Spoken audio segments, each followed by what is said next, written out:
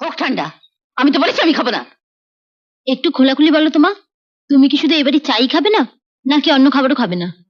হ্যাঁ, তুমি যদি বলো এবারে আহার বর্জন করবে, তাহলে স্বামী হিসেবে তো আমার একটা কর্তব্য আছে। চাটা খেয়ে নিয়ে আশেপাশে আমাকে একটা হোটেল খুঁজে বার করতে হবে, যেখানে গিয়ে তুমি দুবেলা খেয়ে আসবে। আমাকে ঠাট্টা না করে সেদিনটার জন্য অপেক্ষায় থাকো, যেদিন তোমার বড় ছেলে নিজের বউ বাদে সকলকে হোটেলে খেতে পাঠাবে।